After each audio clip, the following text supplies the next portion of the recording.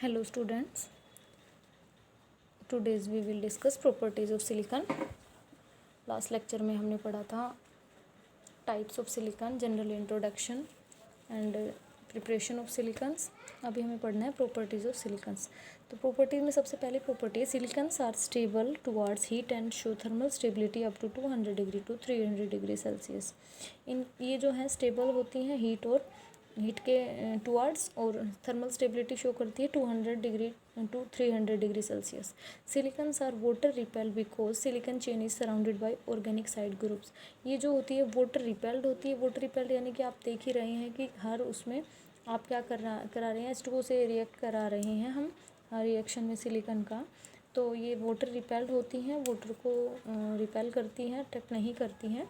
क्यों? इसका कारण क्या होता है? क्योंकि ये ऑर्गेनिक ग्रुप से सराउंडेड होती है. Silicon having a low molecular weight are soluble in organic solvent like ether, CCl4, benzene et cetera. ये जो सिलिकॉन्स हैं ये ऑर्गेनिक सॉल्वेंट में डिज़ोल्व होती हैं, सोल्यूबल होती हैं. इनका जो मोलिकुलर वेट होता है वो जनरली लो होता है. These are not easily oxidised. ये ईजिली ऑक्सीडाइज नहीं होती. These are chemically inactive. ये जो हैं केमिकली इनएक्टिव होती हैं, यानी कि ज़्यादा रिएक्टिव बिहेव शो नहीं करती हैं.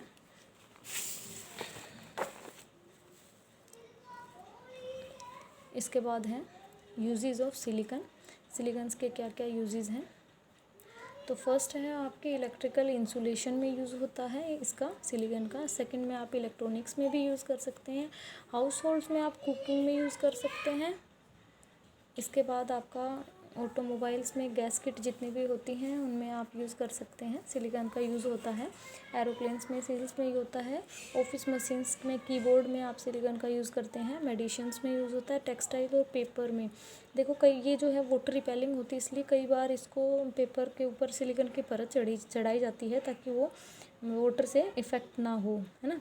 तो इसलिए ये टेक्सटाइल और पेपर में भी, इंडस्ट्रीज़ में भी यूज़ होती हैं. ड्राई क्लीनिंग में यूज़ करी जाती है और लुब्रिकेंट में यूज़ करी जाती हैं. ये था सिलिकॉन के बारे में. देखो हम अभी ऑब्जेक्टिव और सब्जेक्टिव दोनों टाइप के पढ़ने की कोशिश कर रहे हैं, मतलब दोनों से तैयारी करनी है हमें. तो इसलिए हमें हर चीज़ को छोटे से छोटा यूजेस हो गए, जैसे फिजिकल प्रॉपर्टी हो गई, केमिकल प्रॉपर्टी हो गई, किसको कितने वाटर मॉलिक्यूल के साथ रिएक्ट कराते हैं, कितने HCl ले लो. तो हमें हर चीज़ का बेसिकली इसमें ध्यान रखना होगा, अपने आप को प्रिपेयर करना होगा. तो स्टूडेंट्स कंटिन्यू पढ़ते रहिए, लेक्चर देखते रहिए, और सिर्फ नोट से नहीं, आप अपनी बुक से ज़रूर पढ़ें, क्योंकि बुक बहुत हेल्प करती है आपको आगे पढ़ने के लिए. तो इसलिए अपने आप को प्रिपेयर रखें और ज़रूर पढ़ें. ओके बच्चों, थैंक यू.